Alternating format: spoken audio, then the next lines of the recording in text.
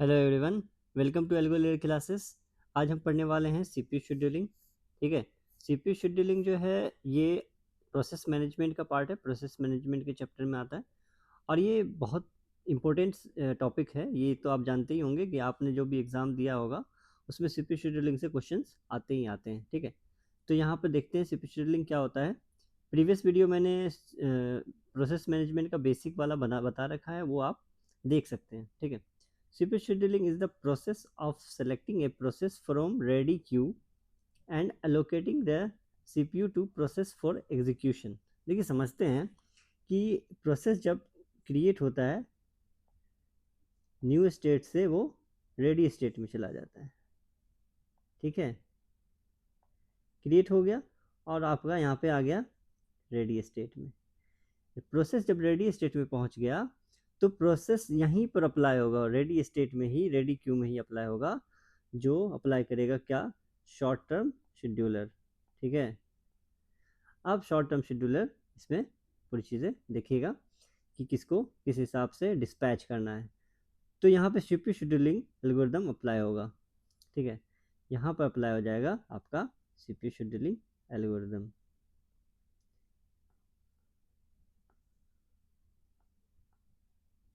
यहाँ पे हो जाएगा शेड्यूलिंग एल्गोरिदम अप्लाई हो जाएगा। ठीक है, और यहाँ पे क्या होता है, रेडी क्यू में मल्टीपल प्रोसेस आ जाते हैं। मल्टीपल प्रोसेस का मतलब मल्टीपल प्रोसेस यहाँ पे आ गए P1 P2 प्रोसेस 3।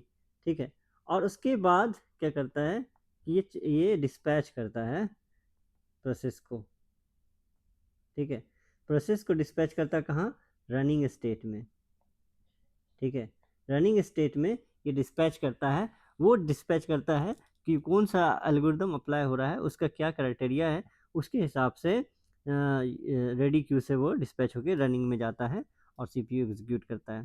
ठीक है, देखते it become necessary when multiple process are arriving for CPU execution to maximise the CPU utilisation. Maximise CPU utilisation का मतलब क्या होता है कि सीपीयू यूटिलाइजेशन, सीपीयू हमेशा बिजी रहना चाहिए, इसलिए कहते हैं मैक्सिमाइज यूटिलाइजेशन, थ्रूपुट इंक्रीज हो जाता है। ठीक है, the minimum minimize the waiting time और turn around time, minimize response time. ठीक है, तो ये वेटिंग टाइम को मिनिमाइज कर देता है क्योंकि एल्गोरिदम जब अप्लाई होगा तो जो प्रोसेस है उसको वेट नहीं करना पड़ेगा। उसमें बहुत सारे कंडीशन होते हैं, जैसे फर्स्ट कम फर्स्ट सर्व लग गया, शॉर्टेज ऑफ फर्स्ट लग गया, तो उस हिसाब से उसके एल्गोरिदम के अप्लाई होने के बाद वो प्रोसेस एग्जीक्यूट होता जाएगा। अगर प्रायोरिटी शेड्यूल वो लग जाता है, क्या कहते हैं, प्रिमिटिव शेड्यूलिंग एल्गोरिदम, तो यहाँ पर प्रीम्पशन हो जाएगा। ठीक है, प्रीम्पशन हो जाएगा कुछ समय के लिए और फिर वो अप्लाई होता जाएगा। तो ये हम देखते हैं कि सीपीयू शेड्यूलिंग कितने प्रकार से होते हैं। तो सीपीयू शेड्यूलिंग जो है एल्गोरिदम जो है फर्स्ट कम फर्स्ट सर्व। ठीक है, और shortest of first come first serve में क्या होता है, फर्स्ट कम फर्स्ट सर्व में होता है क्या है कि जो भी प्रोसेस पहले आता है वो पहले एग्जीक्यूट करता है। लेकिन इसमें क्या हो जाता है कि कॉन्वा इफेक्ट होता है। ये क्वेश्चन बहुत इंपॉर्टेंट आता है, इसमें कॉन्वा इफेक्ट के बारे में पूछा जाता है, तो वो हम आगे देख ही लेंगे, फर्स्ट कम जब एफसीएफ पढ़ेंगे। और शॉर्टेज ऑफ फर्स्ट का मतलब जो भी सीपीयू का वर्स्ट टाइम जो सबसे शॉर्ट होगा वो पहले एग्जीक्यूट हो जाएगा। और शॉर्टेस्ट रिमेनिंग टाइम फर्स्ट, ये शॉर्टेस्ट जॉब फर्स्ट का प्रिमिटिव एल्गोरिदम है। ठीक है, उसके बाद round robin scheduling. Round robin scheduling भी पढ़ना है। इसमें क्या होता है, टाइम क्वांटम होता है, कुछ समय का टाइम लगा रहेगा, उसके बाद वो प्रिम्प्ट होने के बाद वो फिर से रेडी स्टेट में चला जाएगा रनिंग से। तो ये राउंड रोबिन वाला जो शेड्यूलिंग होता है वो हमारे सिस्टम में आजकल यूज़ होता है। उसके बाद प्रायोरिटी शेड्यूलिंग देखेंगे, जिसका इंटीजर कम रहता है उसको हायर प्रायोरिटी मानी जाती है। ठीक है, तो हायर प्रायोरिटी जो पहले एग्जीक्यूट होता है। ठीक है, उसके बाद हाईएस्ट रिस्पांस रेशियो नेक्स्ट पढ़ लेंगे, मल्टी लेवल क्यू शेड्यूलिंग पढ़ लेंगे, और multi level feedback queue scheduling होता है। ठीक है, तो ये सारा चीज़ हम आगे देख रहे हैं।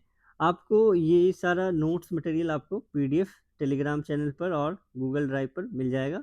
आप चैनल को सब्सक्राइब कीजिए, आपको पूरा कंटेंट यहाँ पर ऑपरेटिंग सिस्टम भी चल रहा है, और उसके बाद DBMS भी स्टार्ट होगा इसको कंप्लीट करने के बाद। ठीक, अब देखते हैं टाइम पैरामीटर। जब CPU शेड्यूलिंग एल्गोरिदम अप्लाई होता है तो उसमें कुछ पैरामीटर होते हैं, जब हम उसको कैलकुलेट करना होता है शेड्यूलिंग उसके प्रोसेस के एवरेज वेटिंग टाइम और टर्न अराउंड टाइम, तो उसमें कुछ चीज़ों को हमें जानना है। अराइवल टाइम क्या होता है? जब प्रोसेस जो है अराइव कर जाता है रेडी स्टेट में, तो उसको उस प्रोसेस के लिए अराइवल टाइम उसका माना जाता है। ठीक है, और इसको सबमिशन टाइम भी कहते हैं। वर्स्ट टाइम क्या होता है? वर्स्ट टाइम क्या होता है? CPU जो प्रोसेस को एग्जीक्यूट करने में जो टाइम लेता है उसको वर्स्ट टाइम कहते हैं। ठीक है, उसके बाद कंप्लीशन टाइम क्या होता है? At the time which process completes it's execution. जब प्रोसेस जब क्या है, the time eight which process complete execution, वो प्रोसेस किस समय एग्जीक्यूट हुआ है उसको उसका कंप्लीशन टाइम कहते हैं। टर्न अराउंड टाइम क्या होता है? टर्न अराउंड टाइम क्या हो जाता है? कंप्लीशन टाइम का difference, completion time minus turn around, completion time minus arrival time. ठीक है, उसके बाद देख लीजिए वेटिंग टाइम क्या होता है? The total time a process spends in ready queue. ठीक है, वो रेडी क्यू में कितना समय स्पेंड किया है, इसलिए उसका वेटिंग टाइम माना जाता है turn around time minus worst time. ठीक है, उसके बाद रिस्पॉन्स टाइम क्या होता है? रिस्पॉन्स टाइम क्या होता है? जब the time between process arrive and it's CPU allocation, जो रेडी क्यू में प्रोसेस पहुंच गया है उसके बाद उसका जो CPU एलोकेशन होने में जब तक टाइम लगा, उस टाइम का को रिस्पॉन्स टाइम कहते हैं। हमने देखा था कि प्रिमिटिव और नॉन प्रिमिटिव है। ठीक है, तो कौन कौन सा एल्गोरिदम है जो प्रिमिटिव है और कौन कौन सा है जो नॉन प्रिमिटिव है? पहले देखते हैं कि नॉन प्रिमिटिव क्या होता है। नॉन प्रिमिटिव क्या होता है? Once a process gets the CPU, it holds it until it terminates or switch to waiting state। ठीक है, माने कि CPU को, अगर CPU को प्रोसेस एग्जीक्यूट हो रहा है तो वो जब तक कंप्लीट नहीं हो जाएगा, जैसे प्रीवियस एग्जांपल में देखा था कि आपको यहाँ पर डिस्पैच हो गया है। ठीक है, तो ये कंप्लीट हो जाएगा। ठीक है, प्रिम्प्ट नहीं होगा, और एक कंप्लीट होने के बाद रनिंग स्टेट से विच वो टर्मिनेशन स्टेट में चला जाएगा। ठीक है, रनिंग से टर्मिनेशन में टर्मिनेट हो जाएगा। ठीक है, तब वो या फिर उसको अगर जब तक कोई IO रिक्वेस्ट नहीं आता है तो। ठीक है, तो ये प्रिमिटिव में हो गया आपका। प्रिमिटिव में जब तक कोई स्टेट IO वेट नहीं आता है तब तो वो एग्जीक्यूट जा रहा है। Safe from running condition. ठीक है, रेस कंडीशन, तो ये जो है रेस कंडीशन इसमें नहीं होता है क्योंकि टर्मिनेट हो जाता है, प्रिम्प्ट नहीं होता है। बट यहाँ पे क्या है, but causes starvation for shorts job. क्या होता है, लॉन्गर प्रोसेस जो है बहुत देर तक उसको एग्जीक्यूट कर रहा होता है, और जैसे कि आपको जैसे नॉन प्रिम्प्टिव प्रायोरिटी शेड्यूलिंग में क्या हो गया कि बड़े प्रोसेस जो है एग्जीक्यूट होते जा रहे हैं, मतलब जिसके हायर प्रायोरिटी है वो एग्जीक्यूट हो गया और लोअर प्रायोरिटी को वो चांस दे ही नहीं रहा है। ठीक है, तो इस कंडीशन में क्या हो जाएगा कि वो इंडेफिनिट उसमें चला जाएगा कंडीशन में, तो वो प्रोसेस CPU उसको कभी मिलेगा ही नहीं, तो इस कंडीशन में स्टार्वेशन हो जाता है। ठीक है, तो उसका एग्जांपल ये नॉन प्रिमिटिव एल्गोरिदम का है, फर्स्ट कम फर्स्ट सर्व। ठीक है, शॉर्टेज जॉब फर्स्ट, उसके बाद नॉन प्रिमिटिव प्रायोरिटी एल्गोरिदम। ठीक है, ये सारा आपका नॉन प्रिमिटिव हो गया। ठीक है, प्रायोरिटी एल्गोरिदम दो प्रकार से हो जाता है, प्रिमिटिव हो जाता है और नॉन प्रिमिटिव हो जाता है। शॉर्टेज ऑफ फर्स्ट का प्रिमिटिव एल्गोरिदम हो जाएगा शॉर्टेस्ट रिमेनिंग टाइम फर्स्ट। ठीक है, देखते हैं।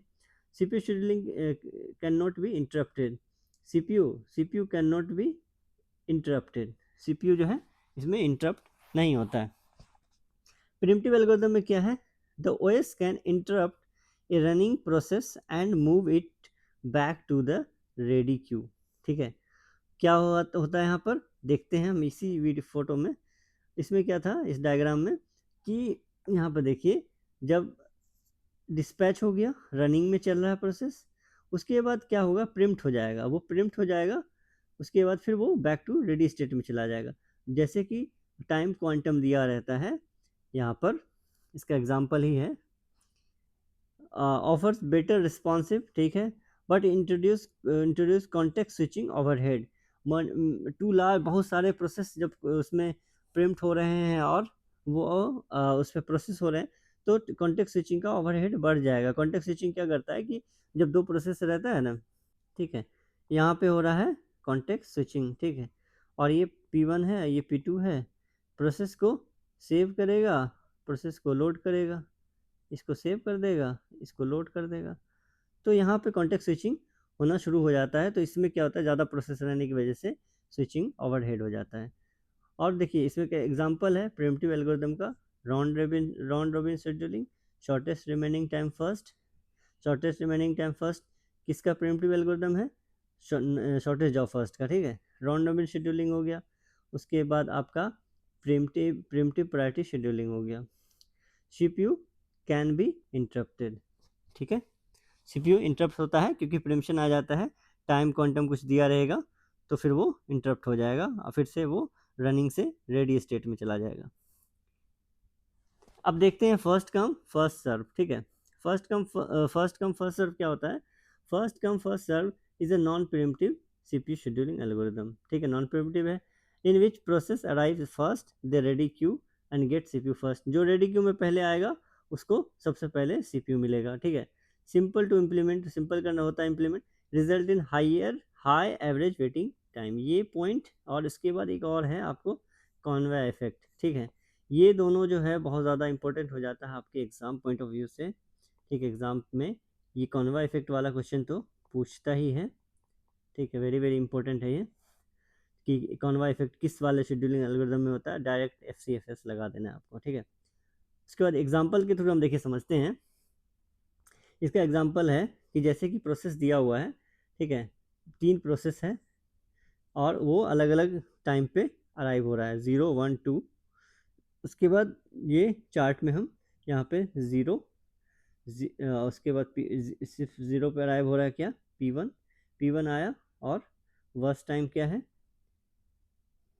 5, ठीक है, पहले आया है वो इसको हो जाएगा, ठीक है। उसके बाद P2 आया, जब इस 5 तक आ चुका है, देखिए सारे फिर सारे प्रोसेस अराइव हो चुके हैं, ठीक है। और P2 फर्स्ट कम पहले P2 आया है तो फिर P2 यहाँ पे आ जाएगा, और उसके बाद बस टाइम उसका कितना है 3 है, ठीक है, बस टाइम 3 है तो 5 3 8 हो जाएगा। उसके बाद फिर P3 आएगा, P3 का कितना है 2 है तो 10 हो गया।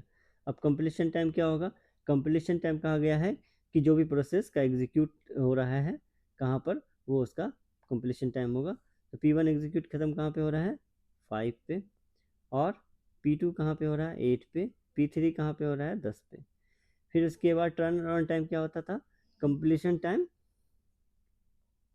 टाइम माइनस अराइवल टाइम, ठीक है। तो कंप्लीशन टाइम 5 है, 5 माइनस 0 5, 8 माइनस 1 7, उसके बाद 10 माइनस 2 हो गया 8, ठीक है। तो एवरेज टर्न अराउंड टाइम भी कैलकुलेट करेंगे, ठीक है। एवरेज टर्न अराउंड टाइम क्या हो जाएगा कि 5 प्लस 7 टोटल प्रोसेस का सम होगा, ठीक है, और 8 डिवाइड बाय 3, ठीक है। कितना हो जाता है ये आपका 5 7 8 इक्वल टू क्या जाता है 20 और डिवाइड बाय 3, ठीक है, 3 प्रोसेस है तो आपका average waiting average turn around time हो जाता है 14.66, ठीक है। आप भी अपने से एक बार कैलकुलेट कर लीजिए, ठीक है। उसके बाद वेटिंग टाइम देखिए, वेटिंग टाइम कैसे निकलेगा, वेटिंग टाइम का फॉर्मूला क्या होता है, वेटिंग टाइम का फॉर्मूला होता है आपका turn around time minus worst time, यही था ना, turn around time minus worst time, ठीक है। तो क्या हो जाएगा, turn around time 5 minus worst time 0, waiting time 7 minus 3 हो जाएगा 4, उसके बाद 8 माइनस 2, हो जाएगा 6। तो अब इसके बाद आप इसका निकाल दीजिए average waiting time. Average waiting time क्या निकल जाता है 0 + 4 + 6 डिवाइड बाय 3। उसके बाद क्या आ जाता है 10/3। तो कितना हो जाएगा 3.33। ठीक है 3.33 ये आपका एवरेज वेटिंग टाइम हो गया। समझ गए? ठीक है। उसके बाद नेक्स्ट देखते हैं। नेक्स्ट क्या है shortest job first. Shortest job first क्या होता है ये नॉन प्रिम्प्टिव एल्गोरिदम है। शॉर्टेस्ट बर्स्ट टाइम के जो भी बर्स्ट टाइम उसका शॉर्टेस्ट रहेगा पहले उसको एग्जीक्यूट करेगा। इसका जो होता है लोएस्ट एवरेज वेटिंग टाइम देता है ये। ठीक है इसलिए इसको ऑप्टिमल वाला एल्गोरिदम शेड्यूलिंग कहते हैं। ठीक है इसमें स्टारवेशन हो जाता है फॉर लॉन्गर प्रोसेस। क्या हो जाता है कि प्रोसेस इसमें लॉन्ग प्रोसेस रनिंग में रहता है और छोटे प्रोसेस को जगह नहीं मिलती जिस कारण स्टारवेशन आ जाता है। Running process can not be interrupted. ठीक है जो प्रोसेस आ गया है सीपीयू एग्जीक्यूट कर रहा है वो इंटरप्टेड नहीं होगा। क्यों नहीं होगा कारण इसलिए है कि ये नॉन प्रिम्प्टिव एल्गोरिदम है। ठीक है अगर सीपीयू इंटरप्ट कर जाता तो यानी फिर वो हो जाता शॉर्टेस्ट रिमेनिंग टाइम फर्स्ट। ठीक है तो इसमें से देख लेते हैं सारे प्रोसेस जो हैं 0 टाइम पे अराइव हो चुके हैं यानी हमारा क्यू में सारे प्रोसेस हैं अभी। ठीक है P1 P2 और P3। अब देख लेते हैं कि सबसे पहले जिसका बर्स्ट टाइम कम है वो एग्जीक्यूट होगा यानी पहले P2 होगा। ठीक है P2 एग्जीक्यूट हुआ तो P2 का बर्स्ट टाइम कितना है 3 है 3। उसके बाद बस टाइम कम किसका है आपके P3 का है। ठीक है तो क्या हो जाएगा P3 एग्जीक्यूट हो जाएगा। उसका बस टाइम कितना है 5 है 5 3 8। अब बचा P1 एग्जीक्यूट कर जाएगा। उसका बस टाइम कितना है 8 यानी 16। ठीक है अब देखिए कंप्लीशन टाइम P1 का कितना हो गया कंप्लीशन टाइम P1 का ये है। ठीक है तो यानी 16 हो गया। P2 का कंप्लीशन टाइम कितना है 3 है और P3 का कंप्लीशन टाइम कितना है 8 है। तो कंप्लीशन टाइम निकल गया। और टर्न अराउंड टाइम कैसे निकलेगा completion time minus arrival time. क्या था completion time minus arrival time. Completion time क्या हो गया 16। अराइवल टाइम सबका 0 है। उसके बाद इसका 3 और इसका 8। तो टर्न अराउंड टाइम क्या हो जाएगा तो एवरेज टर्न अराउंड टाइम हो जाएगा आपका 16 + 3 + 8 डिवाइड बाय 3 कितना होता है 16 27/3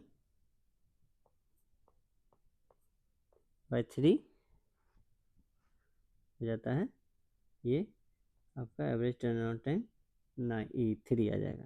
सॉरी 3 9 27 9 आ जाएगा। ठीक है एवरेज टर्न अराउंड टाइम आपका 9। उसके बाद वेटिंग टाइम क्या होगा टर्न अराउंड टाइम माइनस बस टाइम। तो टर्न अराउंड टाइम मतलब 16 और बस टाइम 8 यानी 8 3 फिर 3 0 फिर 8 फिर 5 फिर 3। तो क्या आ जाता है एवरेज वेटिंग टाइम 8 + 0 + 3 11/3 यानी 3.66। ठीक है और उसके बाद नेक्स्ट देखते हैं। नेक्स्ट है shortest remaining time first. Shortest remaining time first क्या होता है ये प्रिम्प्टिव शेड्यूलिंग एल्गोरिदम है। ठीक है प्रिम्प्टिव हो गया और ये शॉर्टेस्ट रिमेनिंग टाइम फर्स्ट जो है प्रिम्प्टिव वर्जन है आपका शॉर्टेस्ट जॉब फर्स्ट का। यहाँ क्वेश्चन बनता है यहाँ से ये इंपॉर्टेंट है इस तरीके से यहाँ पे क्वेश्चन पूछा गया है। और उसके बाद executes the process with the shortest remaining worst time.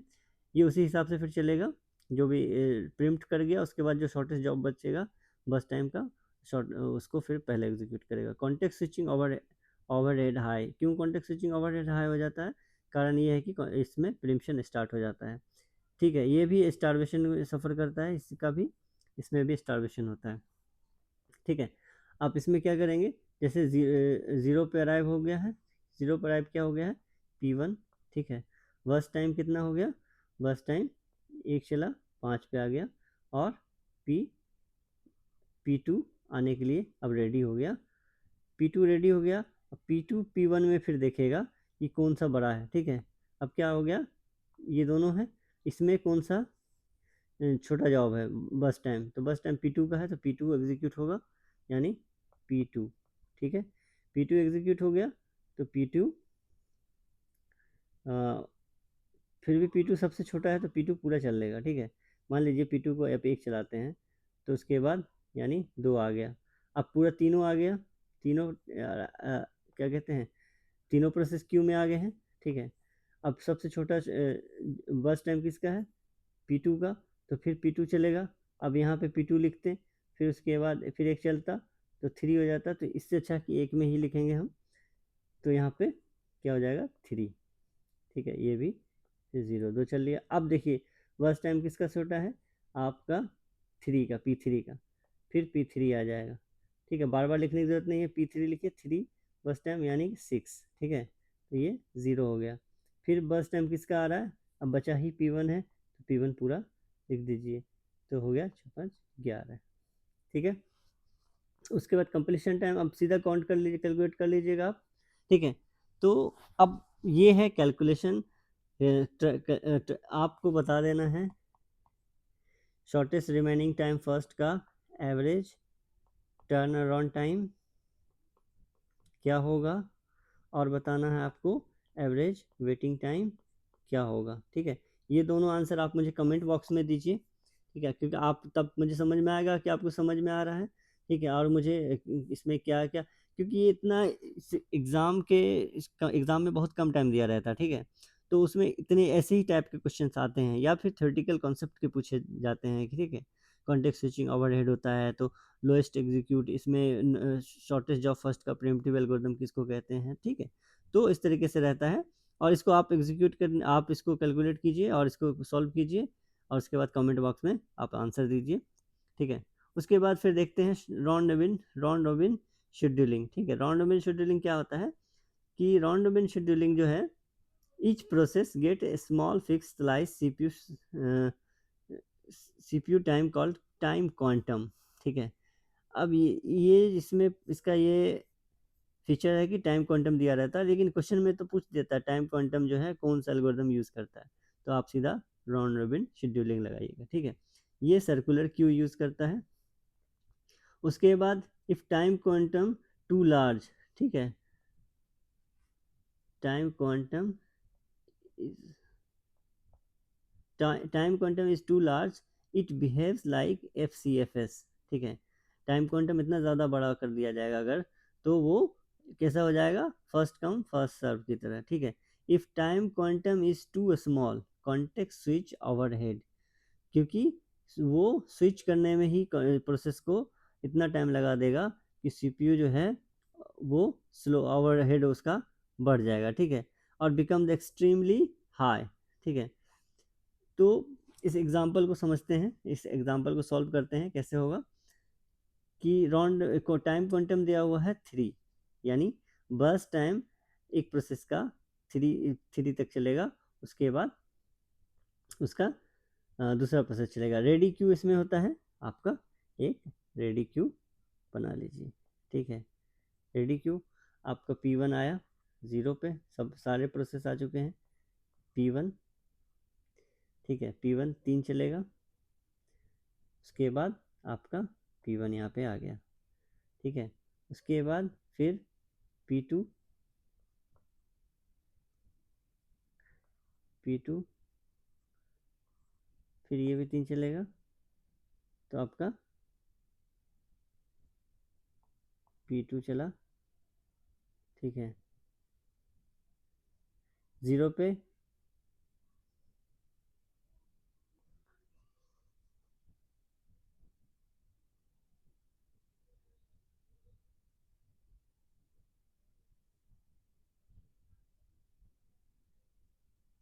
फिर क्या चलेगा, फिर P3 चलेगा, P3 चला, 2 है तो 2 ही चलेगा, ये 8 हो गया। फिर उसके बाद फिर P1 आया था, पहले P1 चलेगा, ठीक है, 0 हो गया ये, तो P1 चला, 3 11, फिर उसके बाद आपका फिर P2 चलेगा, फिर 0, उसके बाद हो गया 11 3 14, ठीक है। अब देखिए कंप्लीशन टाइम क्या हो जाएगा, अब आप फिर खुद निकाल लीजिएगा कंप्लीशन टाइम और turn around time, average waiting time, मैंने इतना करके बता दिया आपको। एवरेज टर्न अराउंड टाइम क्या होगा और एवरेज वेटिंग टाइम क्या होगा, ठीक है। तो आप कमेंट कीजिए इसका सॉल्व करने के बाद। इसका कॉन्सेप्ट यहीं पे हो जाता है अप्लाई, कि रेडी क्यू में कैसे किस तरीके से हम टाइम क्वांटम अप्लाई करेंगे और फिर वो प्रोसेस कैसे उसके वर्स्ट टाइम के हिसाब से एग्जीक्यूट करेगा, ठीक है। उसके बाद नेक्स्ट देखते हैं, नेक्स्ट क्या है, प्रायोरिटी शेड्यूलिंग।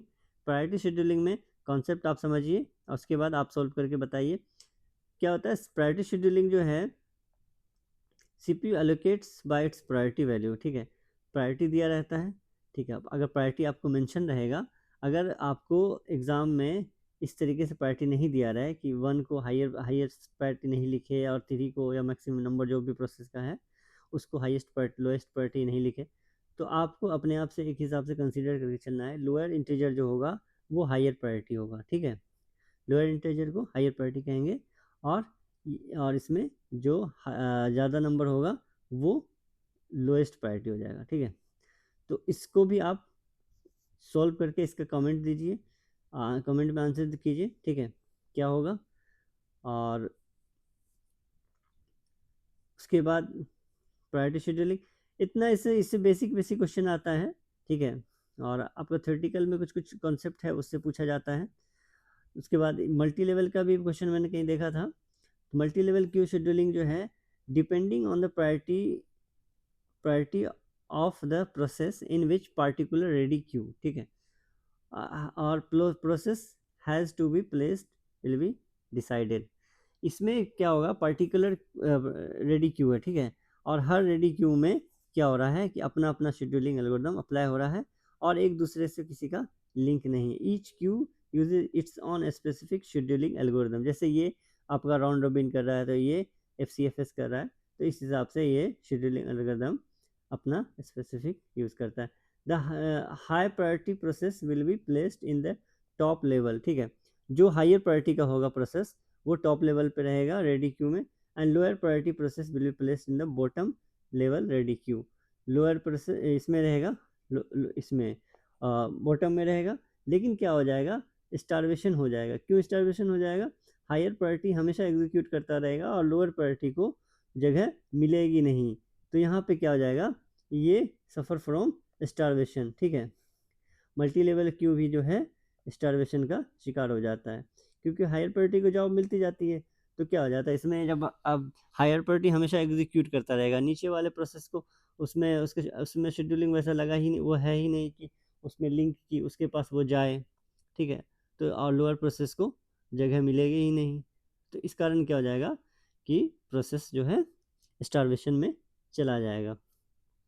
उसके बाद उसी का एक्सटेंशन देखिए, multi level feedback queue scheduling है, ये थोड़ा सा कुछ उससे बेटर करने की कोशिश करता है। क्या करता है, ये dynamic movement, process can shift dynamically between the different queues based on execution history, ठीक है। इसमें क्या होगा कि प्रोसेस जो है एग्जीक्यूट करेगा,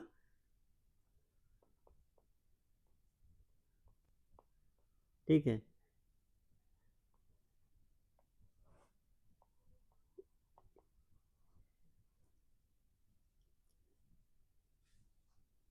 ये हायर प्रोसेस यहाँ पे, ठीक है। अब क्या होगा, अगर प्रोसेस और डिमोशन पाथ का मतलब क्या हो जाता है, जैसे प्रोसेस ये मल्टी लेवल फीडबैक इसमें क्या हो रहा है कि इसमें लिंक रहते हैं, ठीक है।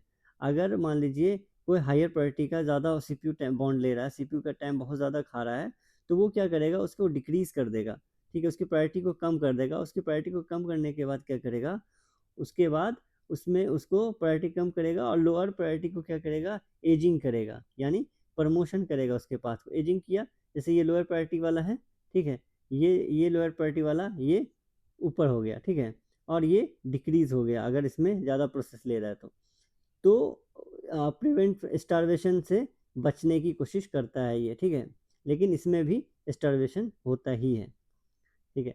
तो सीपीयू शेड्यूलिंग का इस तरीके से ये हो गया है कंप्लीट। इसी के अंदर क्वेश्चन आता है, इससे ज़्यादा लेवल का क्वेश्चन रहता नहीं है कि गेट लेवल का यहाँ पे मैं सॉल्व करूँ, ठीक है, चाहे आप DSSS हो गया, KVS हो गया, NVS हो गया, या फिर आप BPC TRE या BTC लैब असिस्टेंट या UP अभी कंप्यूटर ऑपरेटर की बात करें, तो इसमें बेसिक ही इतना तो इनफ है, मोर देन सफिशिएंट है।